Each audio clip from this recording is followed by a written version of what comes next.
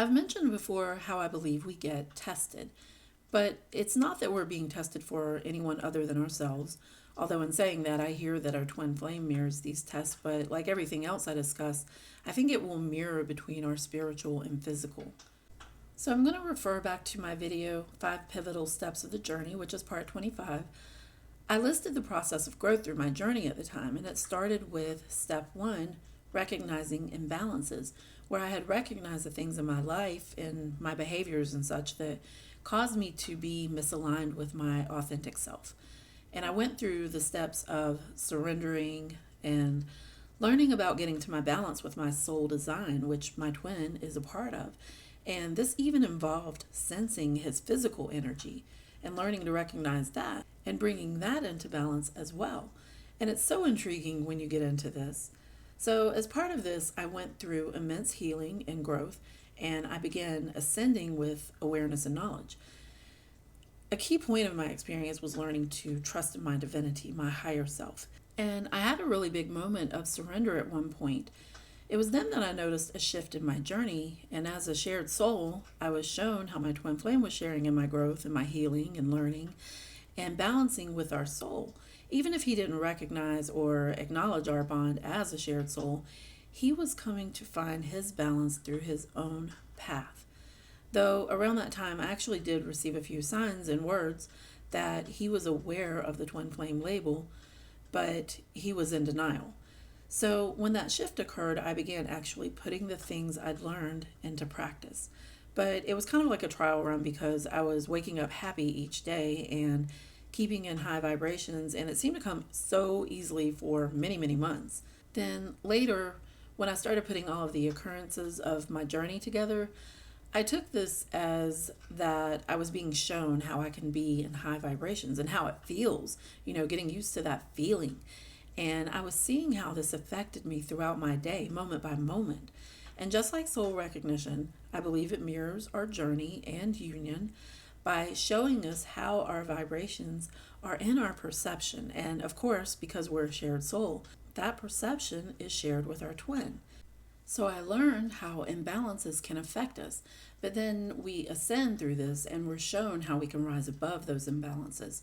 So it's in step 5, where we're maintaining balance for the most part, we have a higher perspective. But we revisit step 1 by getting tested by imbalances and triggers, which can show us how much we've grown. So it was about this time I began getting tested. And I had gotten tested some of my journey before this, but I can only remember one time off the top of my head, which was when that big moment of surrender happened for me. But tests are just opportunities to prove to ourselves what we're capable of, or to help us see what we need further growth and healing with. But each time I would make it over a hurdle, I realized I had the ability to make choices by feeling them out through my higher self.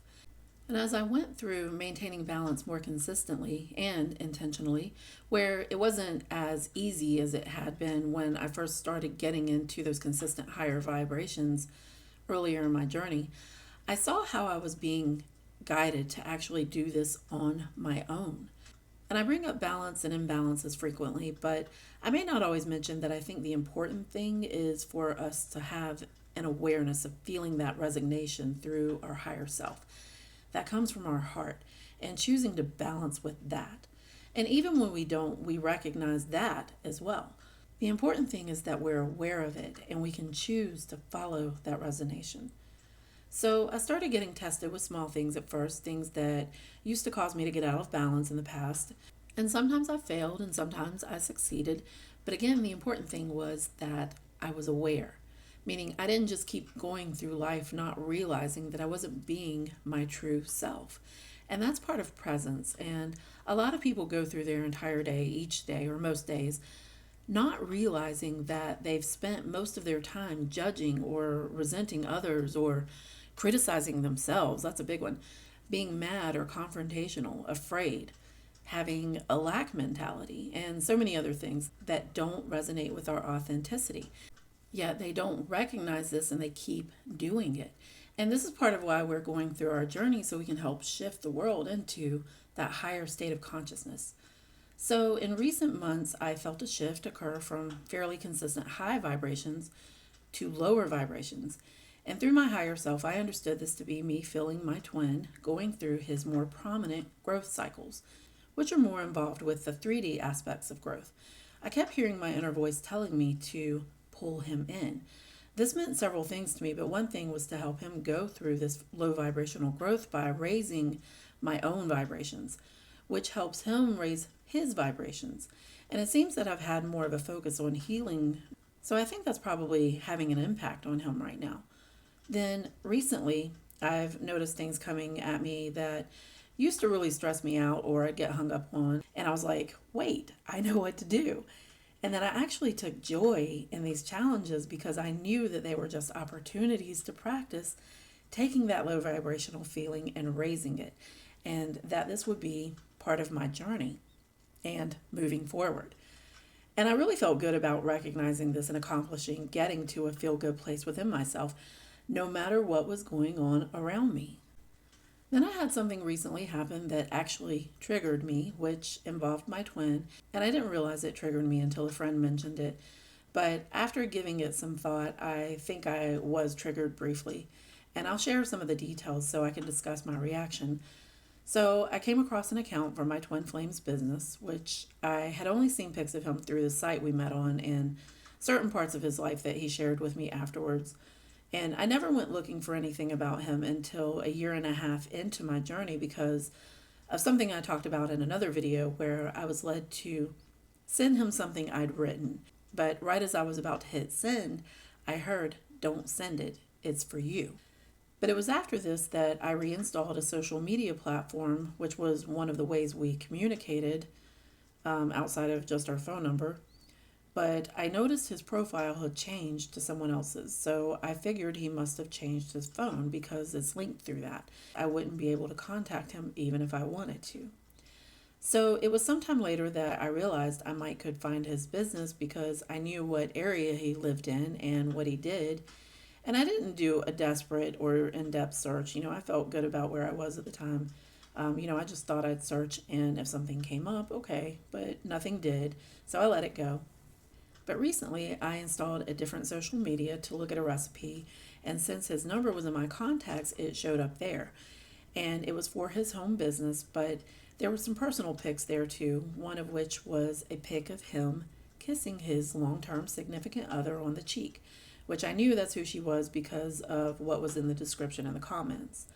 And I didn't know what his status was when we met or when we met up the second time, but I suspected that he was in a committed relationship due to the way he expressed wanting to see me more, but not being able to keep his word with that. But more than anything, I could just feel it. Back then, I really struggled with thoughts of him being with other women or even having a loving, committed relationship with someone who wasn't me. And it really hurt, even though I didn't know him. And that was the thing. I wanted to know him because of what I felt in my heart for him. So this took me by surprise, finally seeing the reality of what I had gotten intuitively. And it hit me so hard, I actually went into shock for about 15 to 20 minutes, shaking and feeling really cold inside and out. But right away, I knew that this was for the best because for quite some time I've been hearing "let go." And I know that doesn't mean to let go of him because I know that's not possible, but to surrender any final expectations. Which, when I felt the pain of seeing his life without me, I realized I did still have some expectations. And I knew that already, but it really served as a reality check for me that I needed to move on by living my life through my guidance. And I am well past the point of not being able to control my thinking of him. So that's something that I've really got to let go of. And I think that's not something that you can control earlier in the journey, especially during the activation where you're going through the obsessive thinking. But later in the journey, I do believe that's definitely something we can control. So after I tried to work through my feelings, I realized the trigger was that I wasn't the one in his life. At least this is what I've gotten from it so far. This was a trigger for me because it actually was part of trauma I hadn't fully understood yet. And when this happened, I was able to recognize certain things, which was that I was never the one for any of the men in my life. from both father figures in my life to all the men that I've had some sort of relationship with, I realized every single one of them involved men who chose someone else over me, or I felt like I wasn't enough for them. And of course, this caused me to kind of spiral down into other pain and fear that I might not ever see him again. And while I wouldn't interact with him in the same way, knowing that he has a family, it still really, really hurt. So I spent some time in meditation. I started cleaning my house and put YouTube music on my TV. Then one of my Soul Spark videos just started playing, and I was listening to it, and I was reminded of something, which is that I believe my other experiencer has been going through the larger part of his growth, which is a physical growth cycle, where I don't feel as much going on for me so much directly, and I feel a lot of detachment in different ways. Not to say I'm detaching from him, but there have been changes in energy that I had gotten used to feeling earlier in my journey that are no longer pulling me in. So this made me realize that certain things are happening right now and that they were actually confirmed by the pictures on his page. And I've gotten through my guidance that as the masculine intern, or MI, begins finding their balance in their physical growth cycles, they'll begin showing up for their family and their friends, their job, having better established relationships. They'll begin finding stability, feeling confident in providing for their home and protecting it. And I don't know what coincidences there are with this, but the page was started with photos that dated from the day after he reached out to me just before our reunion. And there were a few more recently dated posts that involved his family, which actually correlated to the timing of when I felt we were going through lengthier, what I usually call the physical growth cycles. And I could tell the difference between the physical cycles and the spiritual cycles because of signs and hearing it from my higher self. But then I began recognizing them mostly through feeling lower vibrations just suddenly coming in. And it's not that what he's going through is low vibrational, but the energy of manifestation is occurring during physical cycles. And that's a slower energy. And it feels more dense because matter is being moved. It's 3D, so much of this growth will feel lower vibrational compared to the spiritual growth's higher vibrations. And we're meant to recognize this difference. But I realized some things such as that he's still working on his business, which feels good to me because I believe it feels like an accomplishment for him, that it's high vibrational for him. There were several other things that made me realize that he's going through the things I was actually told by my higher self that he was experiencing growth with. Like I could actually see the evidence of that. So I continued playing some of my other videos because that was just really uplifting to me to be reminded of this. As we balance with our heart chakras, we're still opening to loving and fully accepting ourselves. And that's something you have to continually balance with. I mean, that's why we have this level of awareness. And it's something that I've felt lately as step 5 returning to step 1, where I get tested by the things that once caused imbalances and even triggers for me. And as I was working through this, I realized this is one of the reasons why he struggled with wanting to be with me but not showing up, which I have hope that he's worked through and is no longer searching outside of his relationship, because that would mean he's balancing. And I think this may even be what I was shown when I had a dream of his partner. Like I could see her from his perspective, and it was the same woman in the picture. Well, I didn't remember the details of her face, but she had the same hair color, the same hairstyle, body, and skin tone. Then this was also confirmation for me that he's been experiencing all of this with me and is not just a catalyst, though I didn't really need that confirmation, but it was still nice to recognize that. So when we get to a place of awareness with our balance and when we have imbalances, it's not that we're actually returning back to step 1. We're just getting challenged to further promote growth and awareness, among other things. And this is exactly what I've learned through my journey so far. When we get hit with imbalances, even things that trigger us, because we will always have life coming at us in different vibrations, I've learned to look at it from the perspective of my higher self. And part of that will sometimes be to simply surrender to trusting that whatever it is for my greatest good, and even his greatest good, and even the greatest good of his family. And When that thought first came to me as I was trying to approach this through unconditional love, it was painful and hard to think of it like that. I mean, I saw that he has a nice home and his business seems to be doing well, and he has a beautiful family, and he seems to be making a happy, stable life for himself and for his loved ones. And that really hurt at first to see that he's manifested all of that, because it caused me to think of what I didn't have with him.